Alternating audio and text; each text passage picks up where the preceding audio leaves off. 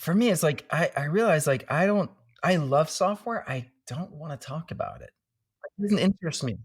I love creating it. I love you like making it. That process is freaking, I love it. I love working on with my team on it at that level. But like when it comes to like the communication, like for me, it's about intimacy. It's about that heart connection and seeing that like I'm changed because of the conversation we just had. Hey, I'm Pam Pryor, and this is the Cashflow Podcast. We're going to talk about everything related to money in your business. Without further ado, let's hop right in.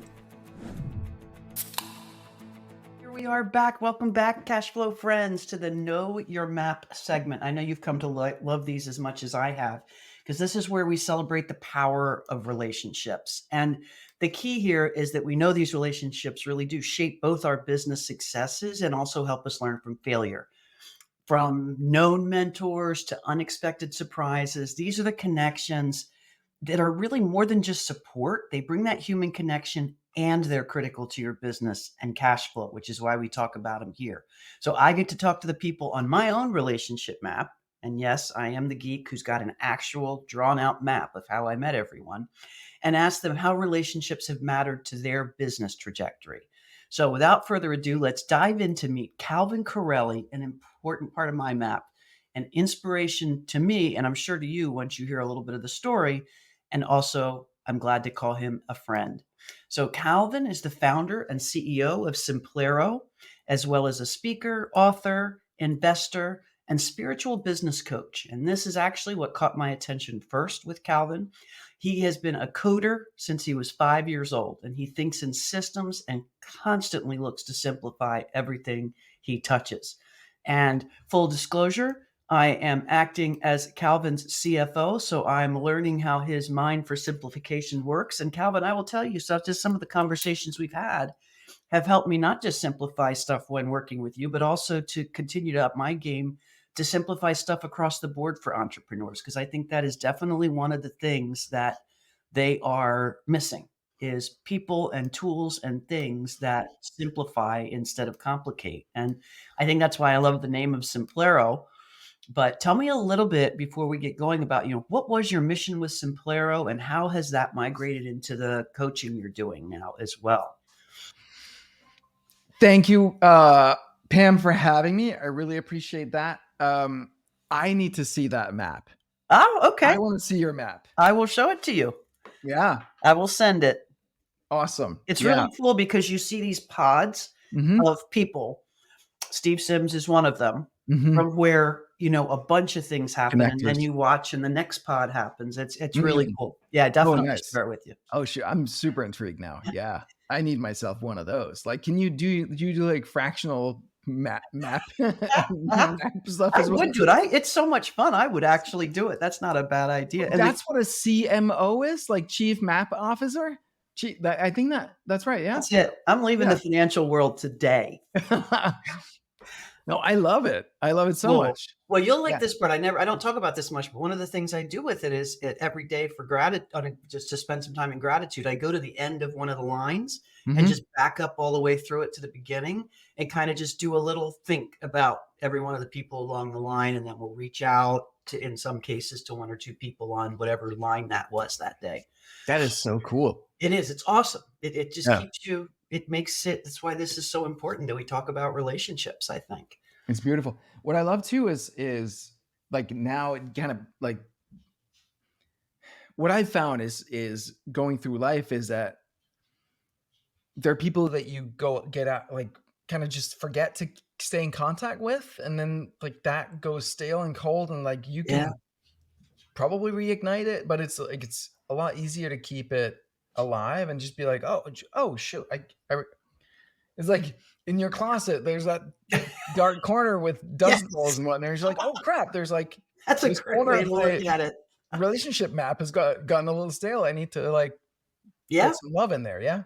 Yeah, it really does. And it's often people like, I only put people on it who have been meaningful to me in some way. So it's not like everybody I meet. It's people who have meant something to me. Yeah. And as a result, what it does is it keeps them fresh because like you said, you're going to forget. And when you forget, it's not that the interaction was any less meaningful to you. It just Mhm. happens to have had time Yeah. evaporate things. So Yeah, exactly. that's cool. So I will Yeah. definitely share it.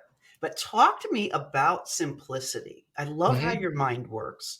And you told an origin story that I heard at one point that was what really made me connect with you. And then since then have learned so many other wonderful things like about Simplero. So tell us a little bit about just how you got where you are, because you're a Renaissance man, and would be the word I'd use. I I think that would be accurate, yeah. Um, so when you talk about origin story, you're talking about this moment of spirituality and entrepreneurship and that whole thing, right? So Yep. yeah. Yeah, so that was in 2008, and I was at a point in my life where I was really struggling, but also really like I'd been through a period of really opening up to life. Um 2003 was a moment that really kind of began to crack me open as an adult. Wow. I was doing so the backstory there was I was doing I just moved I was from Denmark, moved to the US, just moved back to Denmark and started my first kind of real company as an adult. And it had gone off to a flying start. And I had like it was a year and change in. I won a startup of the year award. And I had proposed to my girlfriend and she'd said yes. And I gave her a deadline. We're gonna get the wedding's gonna be in less than 3 months. That's the That's the deal. that's the deal. Like none of this dragged out shit. Let's get it the fuck done. But it's simple. Yeah. Don't overthink it.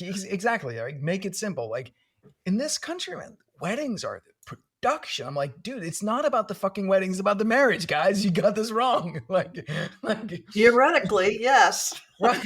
Like celebrate for fuck's sake. Yeah, but like let's put the focus on what really matters here. So anyway, so I was super flying high, and I invited. I think I did like a conference at that point as well. We had people Oh, from come from MIT to Copenhagen, from Greenpeace International in Amsterdam. They came there, and like from Heidelberg University, all over to come to my little like ragtag team and at this conference. It was like really awesome, and I felt so high.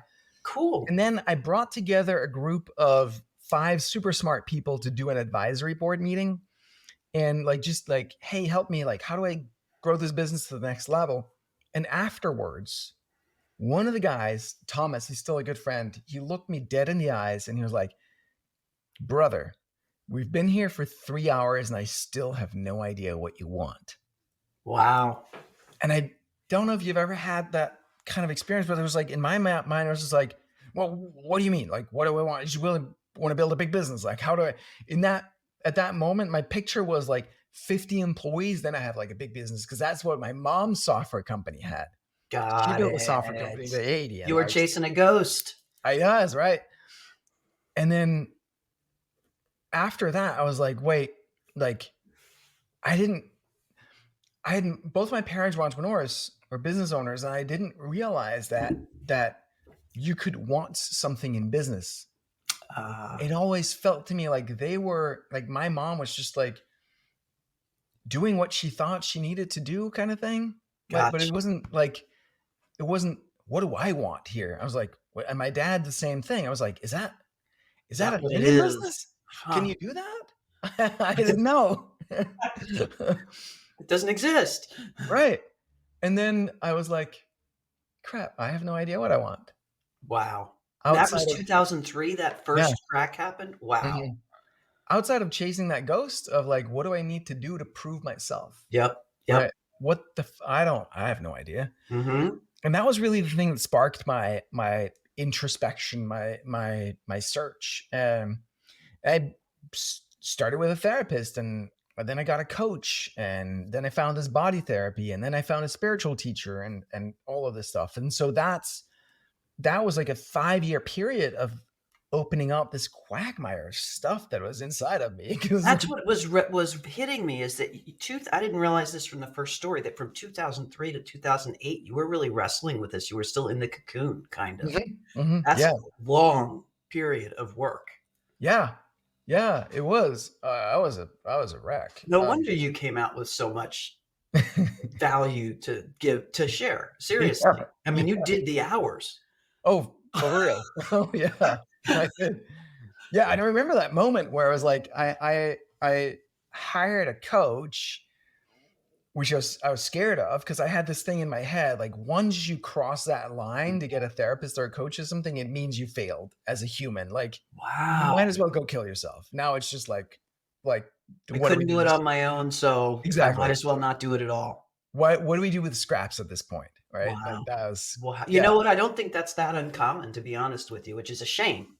yeah, But wow, okay. yeah, That was very powerful. yeah. And so I found that coach and we had a few sessions. And then I think in the third session, she looked at me and was like, you should take this coach education that I took. I think you'd be a great coach.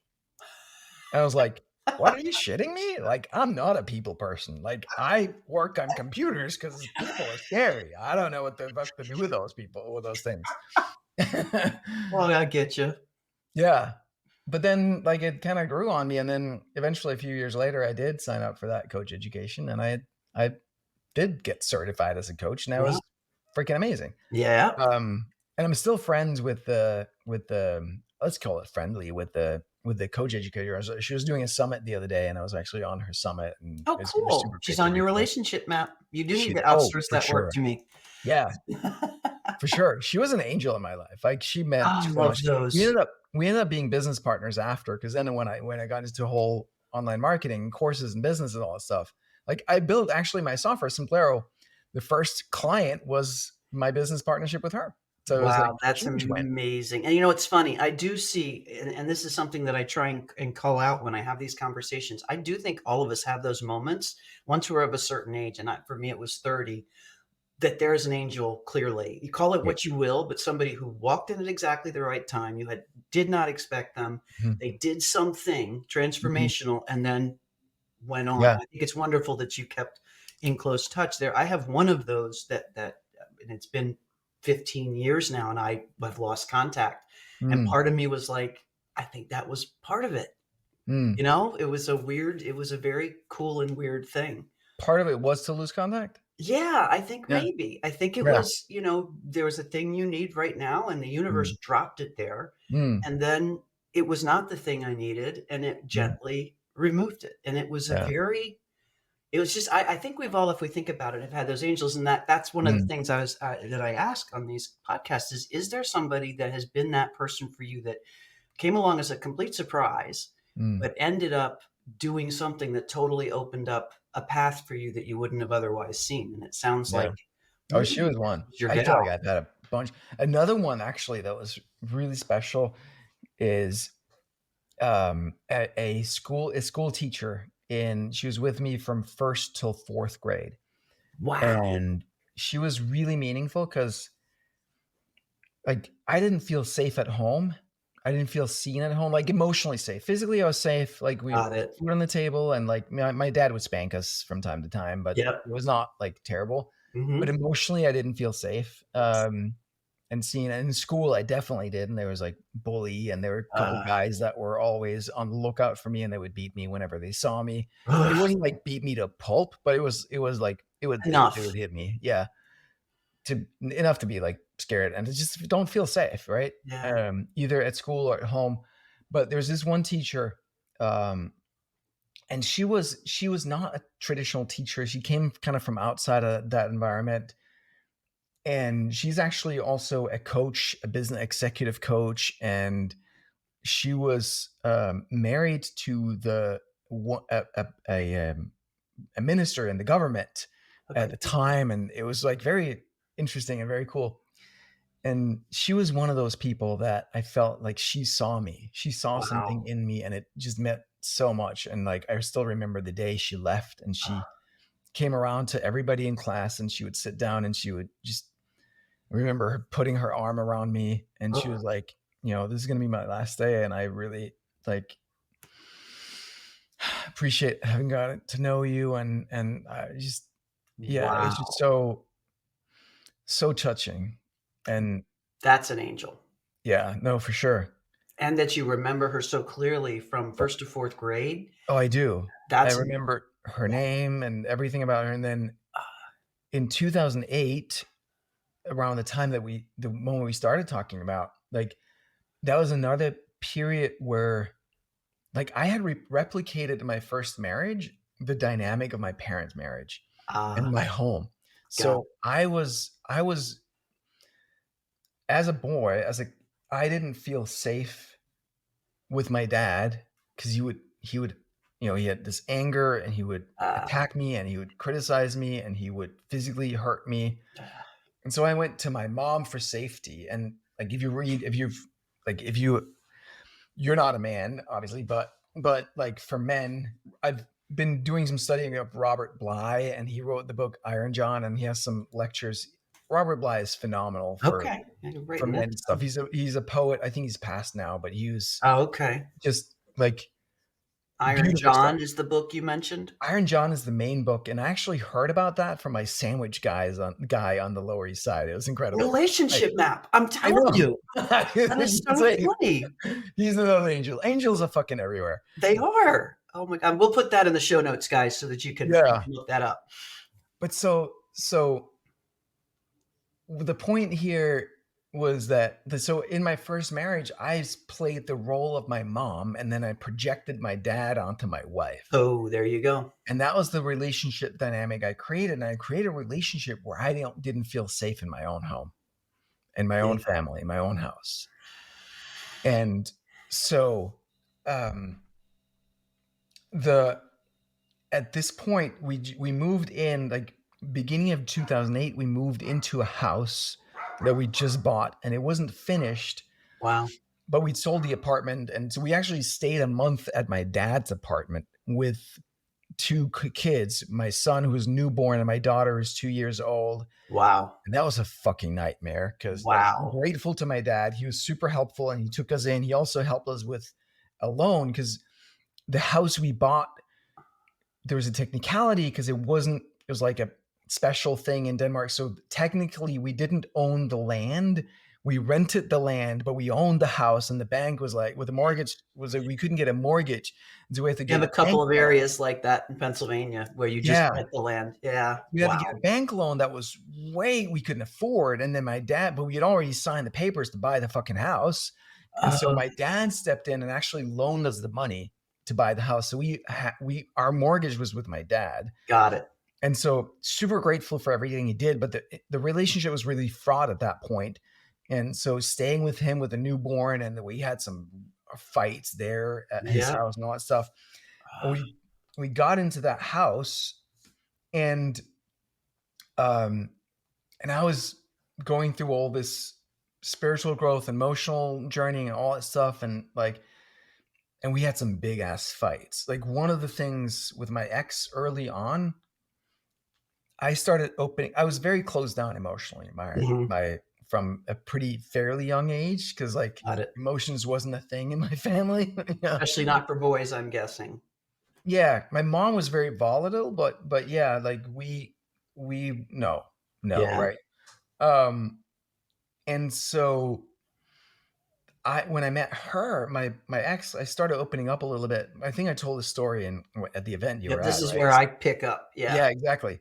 So I started opening up a little bit, and we were in this hammock in Mexico, and I felt so loved and so safe that I finally kind of just opened up a little bit. And she didn't talk about it until both got back home after traveling separately for a while. And she was like, "That thing that happened in that hammock in Mexico can never happen again." Because if I had What? my dad died when I was 18, and if I had allowed myself to feel anything, I wouldn't be alive today. So you got to shut that shit down. And I was like, whoa, what Whoa. just happened here? And so I went and asked my best friend, and he was like, nope, she's right. It's those feelings, they're dangerous. You don't want to go there. It's terrible. Like, she's absolutely right. That's Wow. for So sure. everything validated it as Yeah. And my wrong. entire upbringing, my best friend, the woman I love, like, all right, they must know something I don't know. Mm. And this was close to 2008 now? This was 2000 and no, this is 1998. Okay, this is early on. Yeah, Got it. 6, 7, 8 ish. There, that period, right? Got it. So then we dated, and then we moved to the US, and then we moved back, and then we got married and all that stuff. And then at that point, like I'd been shutting down my emotions again for another 8 years, and I couldn't anymore. And that's where I started to open up in therapy. And all that stuff. And she wasn't having it. Wow. And so she was um, like yeah, like shut it down basically, right? Mhm. Take some pills, make it go away. That's the answer, right? Right.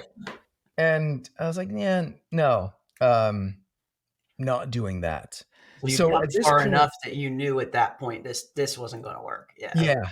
So at that moment in 2008, um, I actually, so that teacher in first grade through fourth, I'd remembered her name. I kept thinking about her every once in a while. I think I'd looked up her website once or twice and was like, is that her? Is that really her? I'm not sure.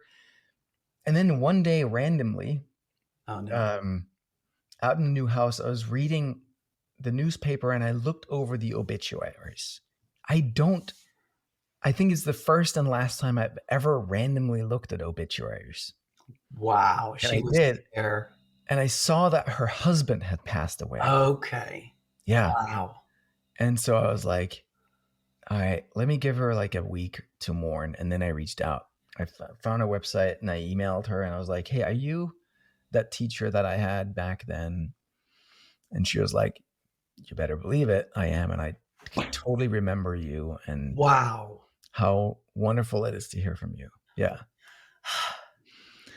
And to this day, we're still friends. That's I was amazing. just texting her with her earlier today, and I'm going to see her next month when I'm visiting Copenhagen. And That is beautiful. yeah, That is what it's all about. And what a great characterization of this, because that's two people that have made a difference for you. And I'm guessing, and I could be wrong, I don't want to put words in your mouth, but do you attribute some amount of your ability to succeed like you have, both in life and business, kind of both of those, to those a good bit to those two people, like things might not have gotten unleashed? oh, for real, yeah. I Yeah. mean, yeah, like I mean, especially so my that teacher there was like, when you're going through childhood and it just seems bleak and dark everywhere, and I'm not gonna like there are people who've gone through things that are way worse than I have, but it's not like everything's relative. Like You can't your world, compare, like in right? my world, it was like, ugh, like it was it like Yep. emotionally just so bleak and dark. And for her have to have her, I had her and one other person, my mom's sister, Tana, who passed away the day after my marriage to my ex, um, That's interesting. whom she didn't particularly like. That's That's a whole, yeah. yeah. Uh, Huh. yeah. There's a whole And nother story there, there it is, yeah. and But so the and those two people were the ones that I felt like, like just as a kid, it was just like there's a spark in the eye, there's a connection. There was like, oh yeah. Like it's like I don't know who these aliens are, but like what are the but fuck we got planet? this. Like we're from the same planet here, right? There's that kind of feeling. Yeah. Yep. And it meant it. I think that means fucking everything, isn't it? I think there's some story Alice Miller was talking about, like if Hitler had one of those people in his childhood, Ah, he wouldn't have become the person he did. Like isn't I'm that not saying amazing? I would have been Hitler without either of those people, but like it just fucking matters. Yeah. It really matters, and it can be just a small thing. And like You in both cases, always our remember. privileged to have them like relatively close to me. Like I had a teacher that I'd see every week for 4 years, and I had an aunt that I'd see, regularly my entire All life the until, time. And for then you met this woman in business who was part of Mhm. what worked for you. And Yeah, the yeah. thing I love about this is that y think about that. There's 1 or 2 people in your life that, like, made all the difference, and all of us have those people, but I don't know that we always go, "Oh, wow, I really ought to reach out and let that person know the impact they had." Mhm. Yeah. And 2 things about that. One is that's a shame, but the second is as you look at your life, you've got people that you've affected like Mhm. that, Mhm. and that really helps honor them, number 1, Mhm. for you, but then also it reminds you of why you do what you do, even if you don't see it. Oh, It's yeah. kinda like you, screaming into the echo chamber of Facebook, right? Mhm. And you think that it's just going out there and nobody's seeing anything, but then somebody comes up to you 2 years from now and says, "Hey, when you did that post on this and this, it changed my life." Yeah. Like, It's wow. is magical. Like, it's a huge gift to give someone else and just say, "Hey, that thing you did there, like, that touched me." Yeah. If there's a takeaway from this show today, I think Yeah. that's a big one. Just, whether you're as geeky as I am and do a relationship map or not, think about who are the one, two, three people that allowed you to become who you are, who really opened that gap up. Like, God bless you. Thank Like, you. Calvin said, like, where you just sort of said, I don't know who these aliens are, but I know that we connect, kind of thing. And Yeah. that brings me to kind of my last question. So, Well, can oh, I yeah. just double click on it? So the funny thing with my teacher there was that at the same time, a handful of other people from the same school, from the same time, did the same thing. Reached out to her, and so, like, it brought a bunch of us Wow. together. It was really magical. Like a I don't know what reunion. it was in her that attracted that in us, and, like, it's and to imagine, like, for a teacher, right, you have these kids at that young age, and then to be able to follow them into adulthood and see what happens and how it's Yeah, freaking magical. And I it have is. a good friend that um, some years ago was not as close, but he was he wanted to figure out how to do this like um, course business, info business type thing that I Mhm. do, and so I invited him and his friend and business partner to dinner at my place, and I cooked them dinner and served like cocktails. At the time, I was into mixology and like Oh, nice. like this whole production. You should have seen me some years ago. I went fucking all out on the shit. It was wild. Um, now I don't bother cooking anything. It's, But still. back yeah, it's a whole other story. Back then, I was like so feminine, and like my masculine was really underdeveloped. Like, which is Yep, also why I played the feminine role kind of in my first marriage, right?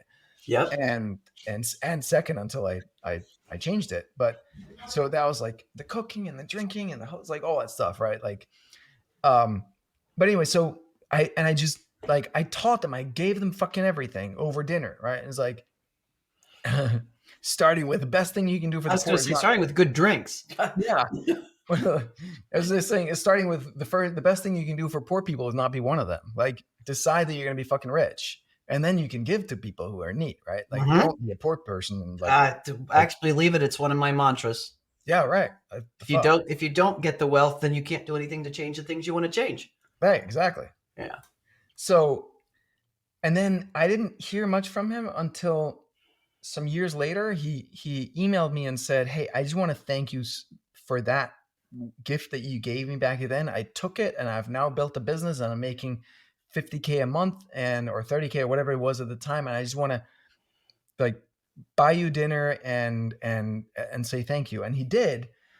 And like how fucking awesome it feels to have someone say, "Hey, I took everything you gave me and I did it and here's where I'm at." And like and now I'm like he's like a mentee. Like we'll meet every once in a while and like he'll like we'll talk more and I'll give him more nuggets and he'll go fucking execute it. And it's just like That it's is just a awesome. joy. I just love it. You And know, that's a coach's dream, a teacher's dream. Say you were inspired by a teacher and you right. are a teacher Yeah, and coach, and that you're right, that's like coach heaven right there. And again, a lot of times you never hear that feedback. God bless exactly. him for calling and saying, "Hey, Yeah.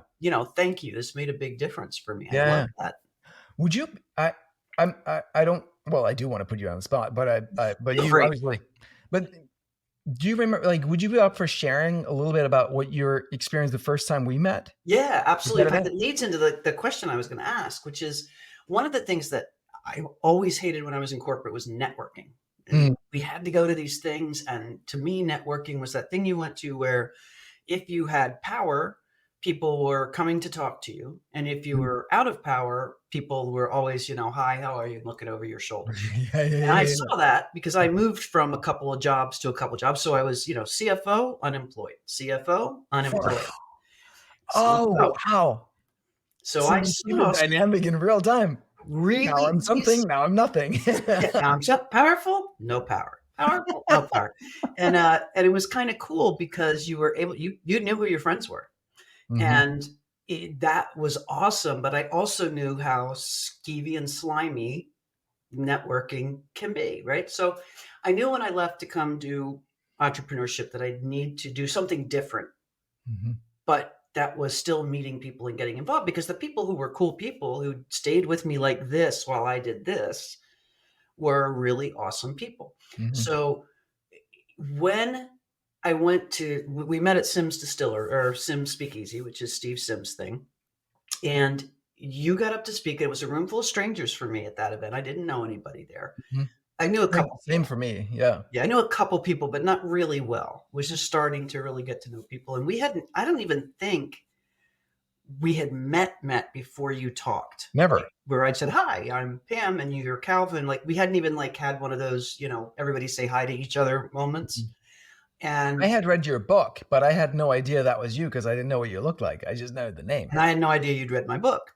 Yeah. So, but the so the when you got up, you started talking and what happened was you had me immediately. And I don't remember what the first words were, but I very much got the impression that you were going to talk about a major transformation. And very soon in, you got incredibly vulnerable in a room of 25 people with complete courage. Well, maybe it wasn't courage, but certainly absence of fear because you did the thing. And it was a room full of mostly men, quite frankly, and tough, we're entrepreneurs, 10 figures revenue kind of guys, bikers and ex-prison folks, and you name it, we were all over the gamut. And you had the attention of that room because I looked around. I thought, I'm really resonating with this, and this is a gutsy move. And I looked around the room and I saw, you know, everybody kind of just literally on the edge of their seats, really listening. And that brought home to me that I was in my new home. Like there are people here in this entrepreneurial world that I can meet and connect with who get it, who really, like you said, the rest of the world might be aliens and think we're aliens, but I don't really care. This is how I want to connect with people. And that's how I got really connected there. But then there was somebody else who spoke, and I'm not going to put the name there, but in a similar line of business. And it was okay. He talked about how he built what he built. And I remember having zero reaction to it. Like that, I don't understand why that happened here in this room. It was like irrelevant to me. But yet the guy would be considered a, huge financial success for what he's done. And I knew that because of that, and I'd heard you talk very briefly, you never mentioned your software during Mm, the speech, but some other place I heard you talking about it. I said, tell me about this thing. And you told me, I said, I love the name. I love that it's simple. And I love that you found something. I need to look at it and check it out. But it sounds like you found something.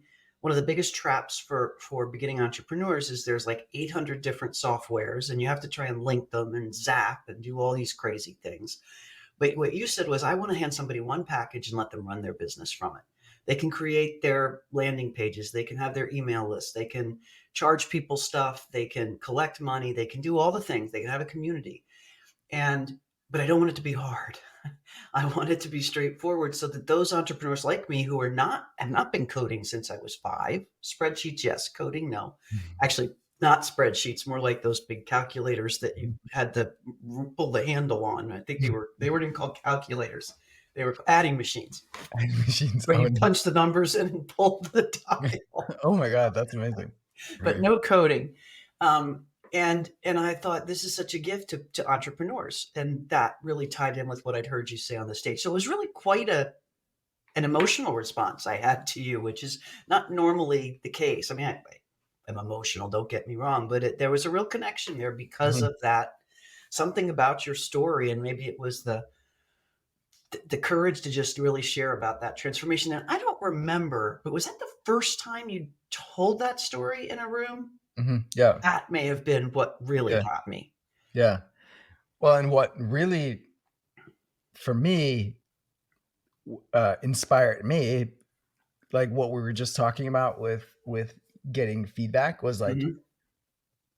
as I understood it, like you after you heard me, you what got up on stage and shared something really vulnerable I did, for and it you. was because of the fact that you got up, and Yeah, it was really vulnerable for a CFO to share what I shared in that room, and the room just gave me this big ass virtual hug, and I think right. you'd warmed them up, frankly.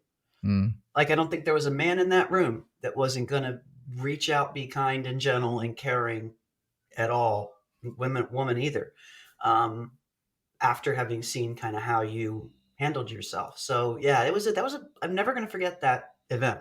It Yeah. was really, it's one of the important marks in the story. Me either, yeah. And for me, it's like, I remember because I had that, like, double feeling of, like, the the that part of me that's always I've always been, like, my mom was the salesperson. She was always selling, like, "Look at my software." Like, she started the software company, right? Like, she was like, "Look at this thing." This We'd is be on wonderful. vacation, skiing vacation in Norway, and she'd be, like, selling the software over lunch to She's all the, switching down the mountain. right, like, uh, and it was like I felt it was embarrassing as a kid, Huh.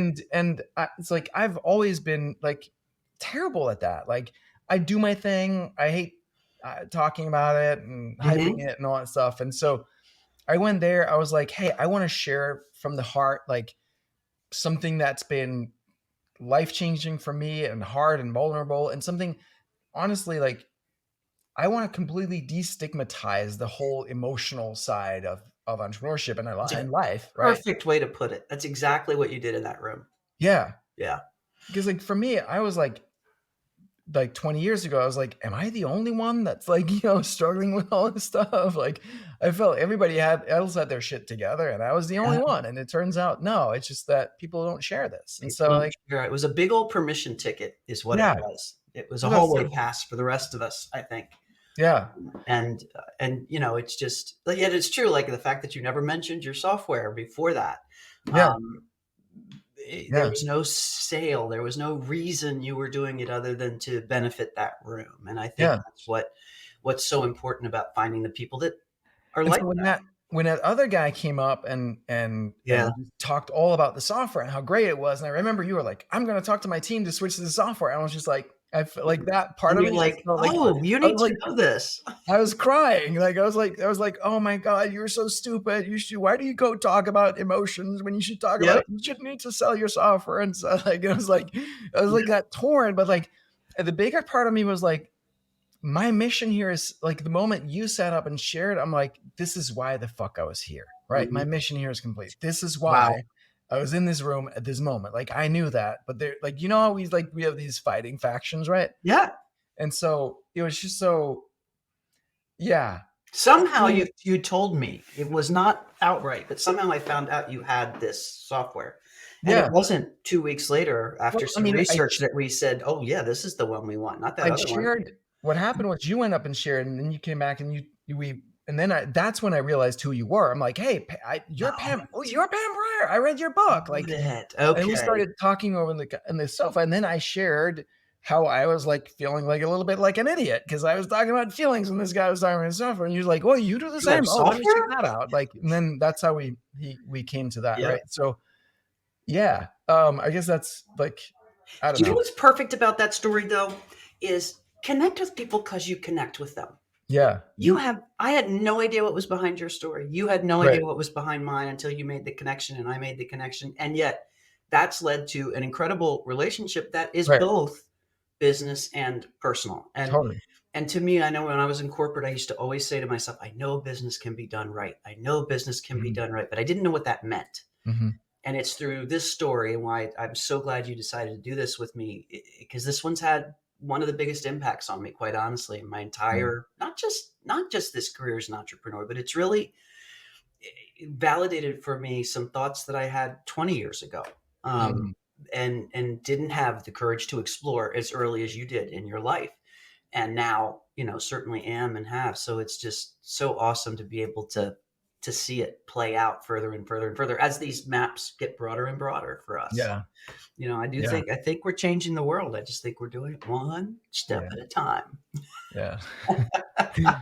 For me, it's like I realize like I love software. I don't wanna talk about it. Yeah, It doesn't that's interest me. awesome.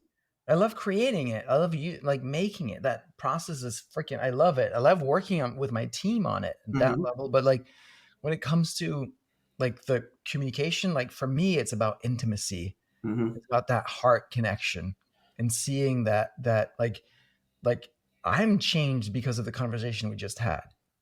Like, I'm Yeah. different because of the conversation we just had. And like and seeing those ripples Hmm. throughout that's what fires me up. And I'll tell you what, this is going to sound like a strange question, and I'm going to need to figure out how to articulate it better, and I'll share it with you when I figure it out. That's reflected in the software. Mhm. Like, it's a software that makes the paths clear and the steps clear, and it builds community if you do it right. And it's not exclusive, it's inviting. Mm. Which is different from, and again, I won't name all the names, but these others, you feel like you're trying to jump into a thing that's just flying along at a speed that you'll never catch up. Mm. And I'll be honest, when I first thought about Simplero, I thought, well, I wonder if it can do everything it needs to do. Well, shit, yeah, it can do everything it needs to do. Mm. And it does it as well or better in some cases. It's easier as a user to manage in it and understand it, and it's effective as hell. And I Yeah. thought, wow, I am so glad we had that, that you brought it up. And Mm. and I think the power of Simplero too can be referrals, because people do, once you're in it, you're like, oh, this is really cool. Mm. I need to share about this. And Yeah. Steve's running his distillery group out of it as well. And same thing. So Yeah. um, I'll continue to talk about it because you don't like to, but I like to. Yeah. So that's fair game. All right, one more, and then I'll let you go. And I really just so much appreciate you taking this time. This I can't wait to go back and listen to this. It's been really meaningful again. But what would be a piece of advice you give to entrepreneurs who are like in a room of an event, or they're planning to go do something and they just hang at the periphery? We've both been there and done that. How do you make that move? What advice can you give them to make that shift from feeling like an outsider to actually engaging with and finding the people to connect with? Um, It's a tall order. Sorry. yeah. No, so there's a short-term and a long-term answer. The short-term answer is, and they're connected, but the short-term answer is like focus on them and what you can give, how you can serve, right? I was at an event a month ago called Healing Fest. Whole other story. Love this story. I'm Yeah, gonna have to ask about that one on a separate day too. but yeah, it's pretty cool. But there was like um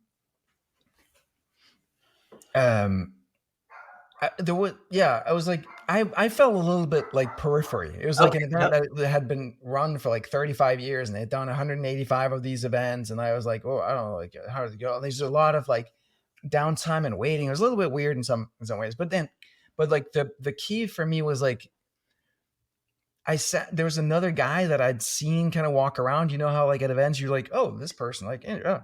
And then so there was an opportunity where we got to sit next to each other at a couch, and I started talking to him, and I realized, oh, he's struggling with something in this relationship. I could totally share something that unlocked it for him, and so I did.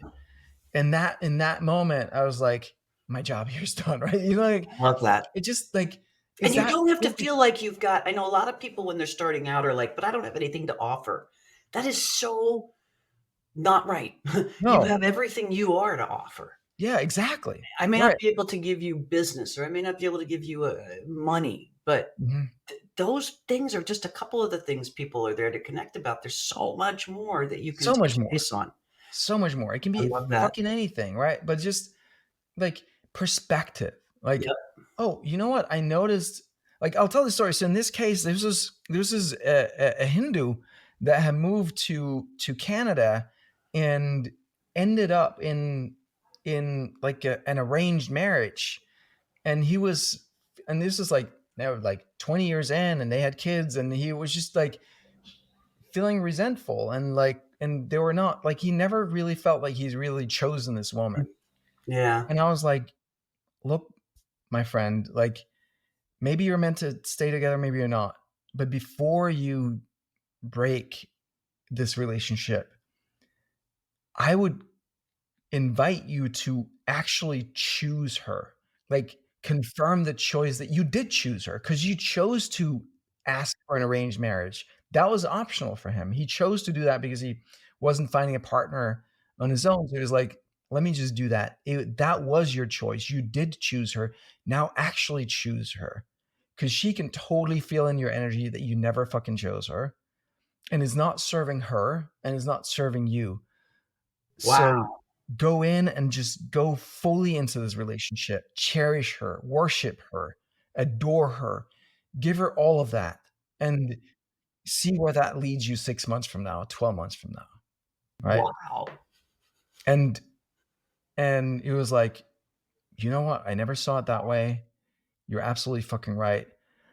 And my point there is just like offering a different perspective, right? We all have that capacity when you hear someone share something and you're like, "Huh, that sounds weird and that sounds off, or there's something there." You just like ask for permission. "Hey, is it okay if I share a different perspective or I like love it. something that I see?" Right? And that moment was just like, yeah, now there's fucking meaning. So if you approach all of your networking like that, then all of a sudden becomes way more interesting, right?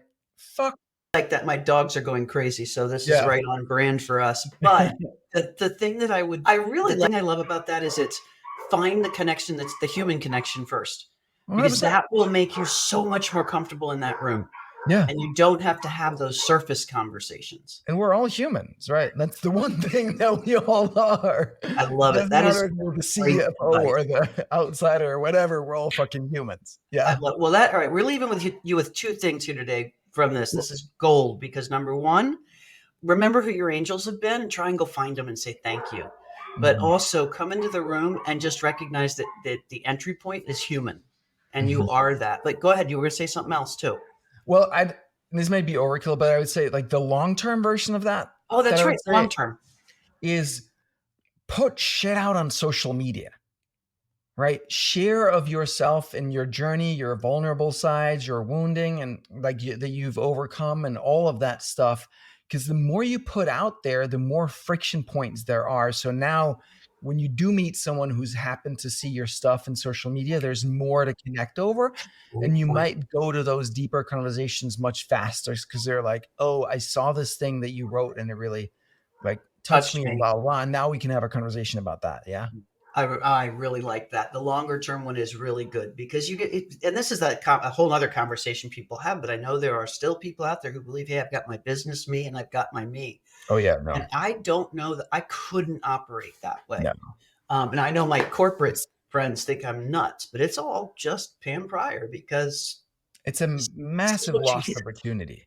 Yeah. Yeah. That's actually so I have a book coming, Oh, later this year called "You Are the Product," and the whole premise there is like, why do I do business with you? Why do you do business with me, right? Because, like, we like each other, right? Like, we're attracted to the character, like, who we are, right? And yep. that I The think that's actual the person, right? what's that? The Yeah, actual person, not the yeah, caricature that I might have created, or and it gets very exactly. hard to maintain. It's like when you're a kid and you start with a lie. It's like And how then you you got to lie to Oh, cover the yeah. lie. I would forget that shit, and I'd have Oh, myself yeah. wrapped right back around in a circle in no time. But Right. oops, and it's work.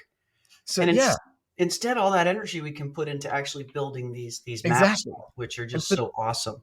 So the more you can just put yourself out there, authentically real, Hmm. vulnerable, the more people are going to be attracted to that, and the people you're going to find clients, customers. You're also going to find team members Yep. and business partners that are attracted to who you are, and now they want to do business with you, You. how you are, right? Versus if you're like putting on your LinkedIn persona, and then you attract the people who want to do business with a LinkedIn persona, but it's not who you are.